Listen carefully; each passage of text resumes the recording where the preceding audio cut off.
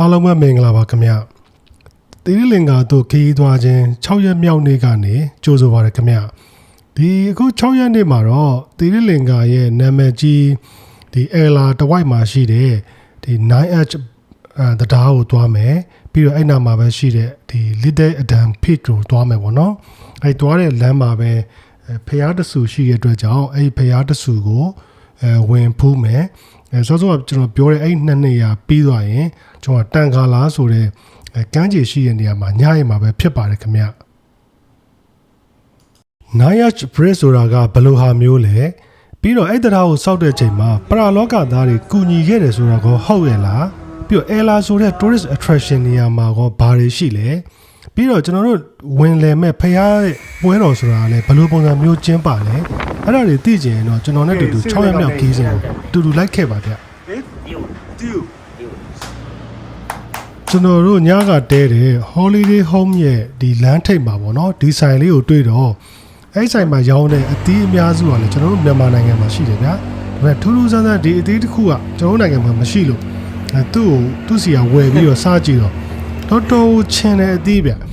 သူတို့စီမှာတော့ဒီအသီးကိုကောင်းအောင်လို့ဘယ်လိုမျိုးလှုပ်စားလဲတော့ကျွန်တော်မပြောတတ်ဘူးကျွန်တော်တို့တော်ကိုချင်းဆုပ်သွားတာပဲ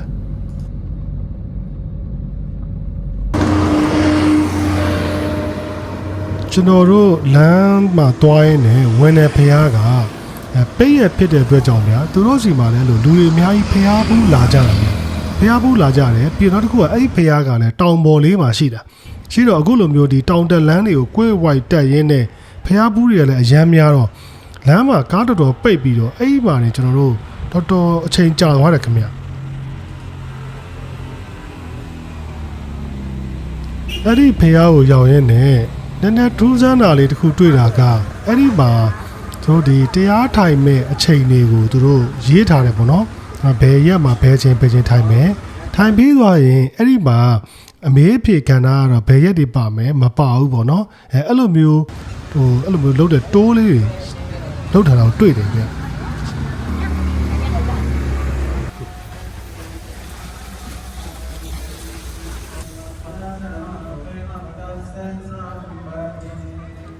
ကျွန်တော်ဒီအခုမြင်နေရတဲ့ဒီလှိုင်ကူစေဒီပေါ့နော်အဲ့ဒီထဲမှာတော့ဒီစောစောကကျွန်တော်ကြားနေတရားတန်ကဖုန်းကြီးကရွတ်တာပေါ့နော်အဲ့ဒီထဲမှာကျွန်တော်တို့ကဓာတ်ပုံတွေဗီဒီယိုတွေရိုက်လို့မရဘူးဗျကျွန်တော်တို့ဒီတိုင်းပဲဝင်ပြီးတော့ကြည်ဖူးမြော်ပေါ့နော်အဲ့လိုမျိုးလုပ်လို့ရတယ်အဲ့မှာတစ်ခုကသူတို့ကကျွန်တော်တို့မြန်မာယူဆဆိုရင်ဗျာကျွန်တော်တို့ကဒီဖျားဘက်ကိုခြေထောက်မဆင်းရောက်ပေါ့နော်ဒါပေမဲ့သူတို့ကတော့အဲ့လိုမျိုးခြေထောက်ဖျားဘက်ကိုခြေထောက်ဆင်းပြီးတော်တော်များများထိုင်နေတာကိုတွေ့ရတယ်ဗျ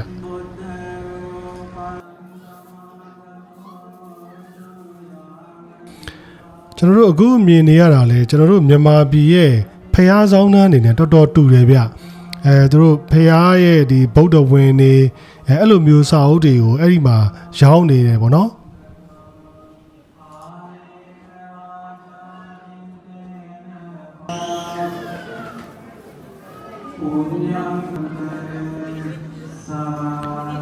ဘောရီညောင်ပင်ရဲ့ဘေးမှာ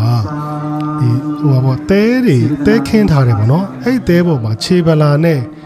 လမ်းလျှောက်ပြီးတော့ပတ်ပြီးတော့ဆူတောင်းနဲ့အလေးကျင့်လုပ်နေကြတာကိုတော်တော်များများတွေ့ခဲ့ရတယ်ဗျ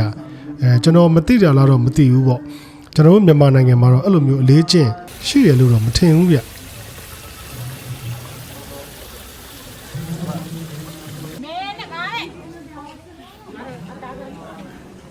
ဖျားဘူးလာတဲ့လူတွေကိုကျွန်တော်တို့မြန်မာအခေါ်ပြောရရင်တော့ယာကုပေါ့ဗျာအဲ့လိုမျိုးဟာမျိုးသူတို့စတူဒီတာကျွေးတယ်ပေါ့အဲ့မှာကျွန်တော်ရောက်သွားတော့သူတို့စတူဒီတာကုန်သွားပြီဗျဒါပေမဲ့ကျွန်တော်ကပြောပြတော့သူတို့ကနောက်ဆုံးကြံတဲ့တထုပ်ထဲကနေပြီးတော့ကျွန်တော်ကိုကျွေးတယ်ပေါ့နော်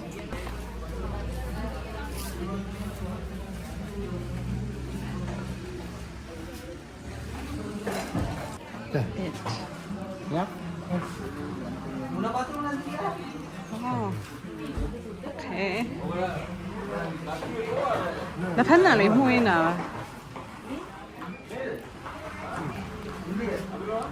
သူ့ရဲ့နဲ့သူ့ဆက်မလို့တော့မသိဘူးဗျစားလို့ရတာတော့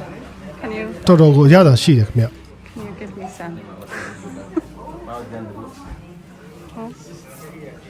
ကျေးဇူးတင်ကြောင်းပြော ကျော်မှာ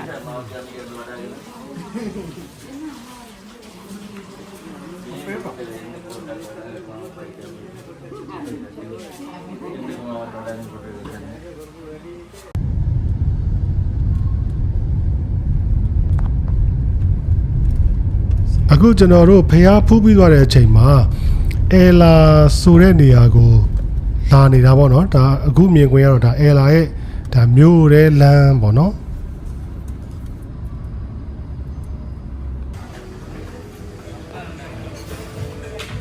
အဲ့ဒီအဲလာရဲ့ဒီလမ်းတစ်လျှောက်လုံးမှာအခုလိုမျိုးကျွန်တော်တို့ထိုင်တဲ့ဆိုင်မျိုးတွေအများကြီးရှိတယ်ဗျပြီးတော့အဲ့ဒီနေရာမှာလဲဒီနိုင်ငံသားဒီဥရောပနိုင်ငံသားတော်တော်များများကိုတွေ့ရတယ်ခင်ဗျ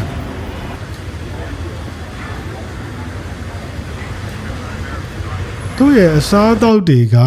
အခုလိုမျိုးပိုးရှင်းတွေများတယ်ပေါ့နော်ဒါအခုဆိုအစားအသောက်တပွဲပါတာကိုဒါကျွန်တော်တို့လင်မယားတွေနှစ်ယောက်ကောင်းကောင်းစားလို့ရတယ်ခင်ဗျဒါအခုမြင်နေရတာကတော့အဲ့ဒီစားသောက်ဆိုင်ရဲ့နောက်မှာအဲ့စားသောက်ဆိုင်ကိုခေါ်လာတဲ့ကားဒရိုက်ဘာတွေကိုကျွေးနေတဲ့နေရာဗျသူကဒီစားသောက်ဆိုင်ကိုလူတွေခေါ်လာရင်ဒီကားဒရိုက်ဘာတွေကိုကျွေးတယ်ပေါ့နော်ဒါကျွန်တော်တို့ဒရိုက်ဘာကတော့ကျွန်တော်တို့လည်းပဲတူစားတယ်ဒါပေမဲ့ driver ပြောတာတော့သူ့အတွက်ကိုဟိုကထည့်မယူဘူးတဲ့အဲ့လိုမျိုးပြောတယ်ခင်ဗျတီရီလင်္ကာနိုင်ငံကိုကျွန်တော်မသွားခင်ပေါ့ဒီ YouTube ဗီဒီယိုတွေမှာတီရီလင်္ကာနိုင်ငံအကြောင်းကိုလိုက်ရှာတဲ့အချိန်မှာတီရီလင်္ကာနိုင်ငံကခရီးသွားလုပ်ငန်းနဲ့တော်တော်ဝင်ငွေကောင်းတဲ့နိုင်ငံတွေမှာပါတယ်ခင်ဗျဒီနိုင်ငံသားအထူးသဖြင့်ဒီဥရောပနိုင်ငံသားတွေအကြိုက်တွေ့တဲ့နေရာလို့လည်းပြောရမှာခင်ဗျအခုကတော့ကျွန်တော်တို့ဒီ 9H bridge ရှိတဲ့နေရာကိုတွားတာပေါ့နော်သူကစောစောကလမ်းမကြီးကနေပြီးတော့တုတ်တုတ်လေးတစ်စီးငှားတယ်ဗျာအဲ့တုတ်တုတ်လေးနဲ့သူကအဲ့အနီးစပ်ဆုံးနေရာတွေလိုက်ပို့တယ်အဲ့နေရာကနေကျွန်တော်ကလမ်းဆင်းလျှောက်ပြီးတော့အဲ့ဒီ 9H bridge ကိုတွားနေတာပေါ့နော်အခုကကျွန်တော်တို့ 9H bridge တရားအကြောင်းကိုအချင်းချင်းဖော်ပြရရင်အဲ့ဒီတရားရဲ့သူ့ရဲ့အခြားနာမည်လည်းရှိတယ်ဗျသူက The Bridge in the Sky ဆိုပြီးတော့လည်းခေါ်တယ်ခင်ဗျပြီးတော့ဒီတရားက UNESCO ရဲ့အမွေနှစ်အသိမှတ်ပြုထားတဲ့ဒီထိန်းသိမ်းဆောင်ရှောက်ခံထဲမှာလည်းပါတယ်ဗျာပြီးတော့အဲ့ဒီတရားကိုတိဆောက်ထားတာကဒီကြောက်တွေရဲ့အုတ်ရဲ့ဘီးလက်မြေနဲ့ပဲတိဆောက်ထားတာခင်ဗျတရားရဲ့အရှည်ကပေ300ရှည်ပြီးတော့အကျယ်က25ပဲရှိတယ်ဗျသူ့ရဲ့အမြင့်ကတော့ပေ80မြင့်တယ်ဗျပြီးတော့နောက်တစ်ခုကဒီတရားကဘာကြောင့်ဒီကြောက်တွေအုတ်တွေဘီလက်မီနဲ့ပဲစောက်ထားလဲဆိုရင်လည်းနောက်ခံသမိုင်းလည်းရှိတယ်ဗျအဲ့ဒါကိုလည်းကျွန်တော်ပြီးရင်ပြောပြမယ်ခင်ဗျပြီးတော့နောက်က 9H ဆိုပြီးတော့ခေါ်တဲ့အကြောင်းရင်းက9ဆိုတာကဗျသူ့ရဲ့အဲ့ H ဆိုတဲ့အကွေးလေးတွေပေါ့နော်အဲ့ဒါလေးတွေကလည်းအကွေးက6ကွေးရှိတယ်ပြီးတော့အဲ့အကွေးတွေရဲ့တစ်ခုချင်းဒီဂရီကလည်းတရားရဲ့ဒီလိုမျိုးကွေးသွားတဲ့အကွေးကလည်း9ဒီဂရီရှိတယ်လို့ပြောတယ်ခင်ဗျအဲ့ဒါကြောင့်သူကဒီ 9H ဆိုပြီးတော့ခေါ်တာပေါ့နော်ဒီတရားမှာထူးခြားချက်ကတန်ချောင်းတွေလုံးဝမပါဘဲနဲ့တိဆောက်ထားတာပေါ့နော်ဒါပေမဲ့ချွင်းချက်အနေနဲ့ကတော့ဗျာယထာတန်လန်းတဲ့ယထာတန်လန်းတွေတစ်ခုနဲ့တစ်ခုချိတ်ထားတဲ့နေရာတွေမှာပဲတန်ပါပြီးတော့ကျန်တဲ့နေရာတွေတန်လုံးဝမပါဘူးပေါ့နော်အဲ့လိုဘာကြောင့်ဖြစ်လဲဆိုရင်ဒီတရားကိုစောက်ဖို့အတွက်စတဲ့အချိန်ကပထမကဘာစစ်စပြီဗျပထမကဘာစစ်စပြီဆိုတော့သူတို့ကဒီအဲ့ဒီနေရာမှာသုံးမဲ့ဒီတန်ချောင်းတွေကိုဒီဗြိတိရှအစိုးရကသူတို့စစ်ဖြစ်မဲ့နေရာတွေမှာသုံးဖို့အတွက်သူတို့ပို့လိုက်တယ်ဗျအဲ့ဒါလည်းဖြစ်နိုင်တယ်လို့မျိုးနောက်တစ်ခုကဒီအတွက်သုံးမဲ့ budget ကိုဗျာတခြားနေရာကိုရွှေ့လိုက်တယ်ပေါ့ဗျာအဲ့ဒါကြောင့်ဒီစောက်တာကတော့ English engineer ကကျွန်တော်တို့ဒီsupervision လုပ်ပြီးတော့ local အလုပ်သမားတွေနဲ့ပဲစောက်တာပေါ့နော်အဲ့ဒါကြောင့် local အလုပ်သမားတွေကသူတို့ဒေသကထွက်တဲ့သဲတွေအုတ်တွေဒီကြောက်တွေထုံးတွေနဲ့ပဲဆက်ပြီးတော့ဒီဘီလက်မြေဖြစ်အောင်လုပ်အဲ့လိုဆက်ပြီးတော့ပဲဒီတရားကိုစောက်ခဲ့ရတာဗျပြီးတော့နောက်တစ်ခါအဲ့ဒီနေရာကဗျာအရန်တောနှက်တယ်တောနှက်တော့သူတို့ပစ္စည်းတွေပို့ဖို့အတွက်ခန်းရင်းတယ်ခန်းရင်းတဲ့အတွက်ကြောင့်အဲ့ဒါကြောင့်လဲဗြိတိရှအစိုးရကတချို့ပစ္စည်းတွေမပို့ခဲ့တာလို့လဲဒီ Wikipedia မှာဖော်ပြထားတယ်ဗျအဲ့ဒါကြောင့် Wikipedia တောင်မှဘယ်လိုပြောလဲဆိုဒီတရားပေးဖို့အတွက်တို့ဒီမမြင်အပ်တဲ့ပုံကိုယ်တွေကလည်းအများကြီးကူညီပေးခဲ့တယ်ဆိုပြီးတော့အဲ့လိုမျိုးယူဆကြတယ်ဆိုပြီးတော့ Wikipedia ဖော်ပြထားတာတွေ့ရတယ်ခင်ဗျအခုကျွန်တော်နောက်ထပ်သွားမဲ့နေရာက Little Adam Peak ပေါ့ဗျာဆိုလိုချင်တာက Little Adam Peak ဆိုပြီးတော့ဆိုလိုချင်တာကသူက Adam Peak ဆိုပြီးတော့တနေရာရှိတယ်ဗျအဲ့ဒီနေရာကသူကတောင်ပေါ်ကြီးအရမ်းမြင့်တယ်ဗျပြီးတော့ သူက hiking သမားတွေအထူးသဖြင့်သွားတာပေါ့နော်အဲ့ဒီနေရာရဲ့ပုံတူလေးဆိုပြီးတော့အဲ့ဒီနေရာကိုသူက Little Adam Peak ဆိုပြီးတော့လည်းခေါ်တယ် Mini Adam Peak ဆိုပြီးတော့လည်းခေါ်တယ်ခင်ဗျကျွန်တော်တို့စောစောကဝင်လာတဲ့ဒီအဆောက်အဦမှာသူကဒီ pool party ရှိတာခင်ဗျအဲ့ဒီမှာတော့သူသဖြင့်ကတော့ဒီဥရောပနိုင်ငံသားတွေတော့ပိုများတာပေါ့နော်ကျွန်တော်ဒီနေရာကိုမြင်တော့တော်တော်အံ့ဩသွားတယ်ခင်ဗျဘာကြောင့်လဲဆိုတော့သီရိလင်္ကာလိုနိုင်ငံမျိုးမှာအခုလိုမျိုးနေရာမျိုးမရှိဘူးလို့တော့ကျွန်တော်အရင်ထင်ထားတာခင်ဗျအာယူဘဝန် Aibo.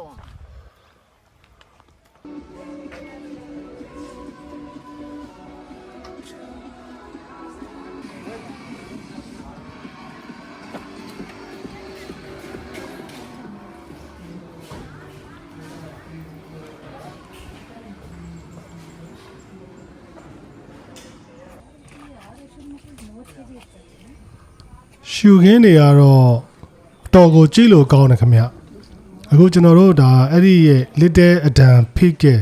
တောင်ပေါ်ကိုကျွန်တော်တို့တက်နေတာပါ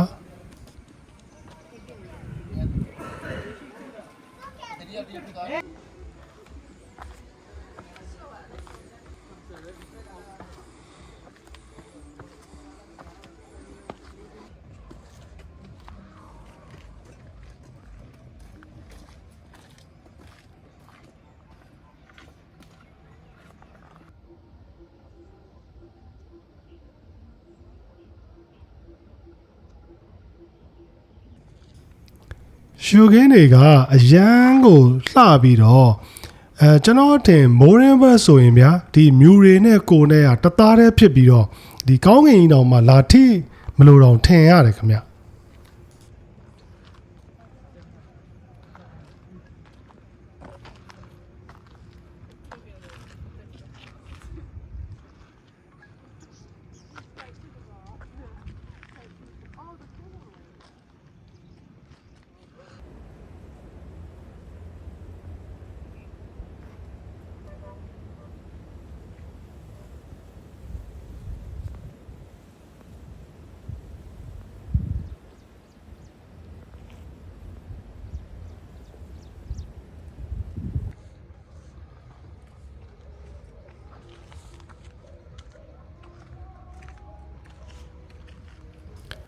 ကျွန်တော်တို့လည်းအဲ့ဒီတောင်ထိပ်ပေါ်မှာဓာတ်ပုံလေးပါလေးရိုက်အေးလေးပါလေးတောက်ခဏအမောဖြေပြီးတော့ပြန်ဆင်းလာလိုက်ကြတယ်ခင်ဗျ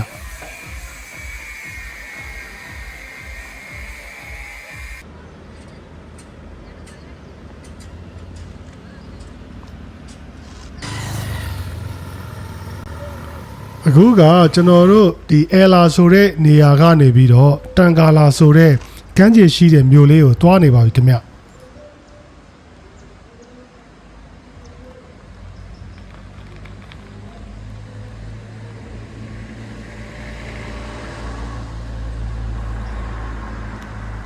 သီရိလင်္ကာနိုင်ငံကိုခရီးသွားရင်းနဲ့တခုတ်တတိထားမိတာက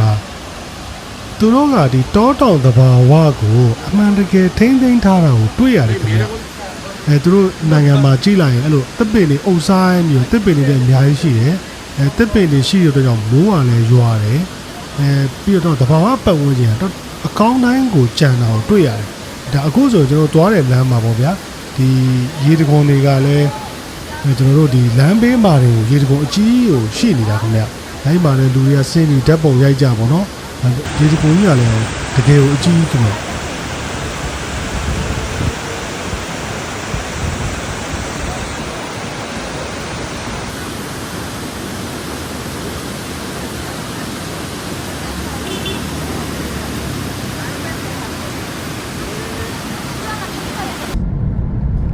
ကျွန်တော်တို့လမ်းမှာဝင်တာများသွားတဲ့အတွက်ကြောင့်ကျွန်တော်တို့ဒီတန်ကာလာဆိုတဲ့မြို့မှာရှိတဲ့ကမ်းခြေကိုတော့ညနေဘက်မရောက်တော့ဘူးပေါ့နော်ဒါညဘက်မှာပဲရောက်တော့မှာပေါ့ဒါအခုကျွန်တော်တို့သွားနေတဲ့သူတို့သီရိလင်္ကာနိုင်ငံရဲ့အမြန်လမ်းပေါ့နော်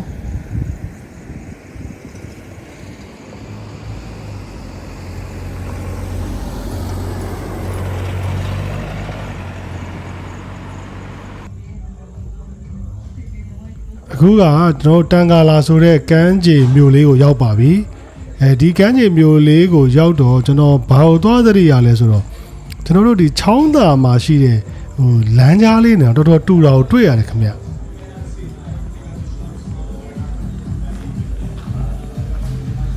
ညစာကိုတော့အဲ့ဒီမှာပဲရှိတဲ့ဆိုင်ဆိုင်မှာဝင်စားပစ်ခဲ့တယ်ခင်ဗျ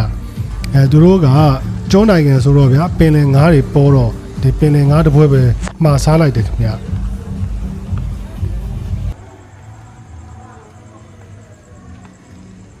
စောစောမှာငါးတော့ရောက်လာနော်2500နေတော့အလူချစ်တစ်ပွဲလက်ဆောင်ကျွန်တော်တို့9ရက်မြောက်နေ့မှာအိန္ဒိယသမုဒ္ဒရာထဲမှာရှိတဲ့ဝေလာငါးတွေကိုတွားပြီးတော့ကြည့်မယ်ပြီးရင်ဒီ Dutch လူမျိုးတွေစောက်သွားတယ်ဒီ golf face ဆိုတဲ့နေရာကိုလည်းတွားမယ်အဲ့ဒီမှာပဲညအိပ်မှာပဲခင်ဗျအဲ့ဒါကြောင့်ကျွန်တော်တို့9ရက်နေ့မှာပြန်လည်စုံတွေ့ကြရအောင်ဗျကြည့်ရှုပေးတဲ့အားလုံးကိုလည်းအထူးကျေးဇူးတင်ပါတယ်ခင်ဗျ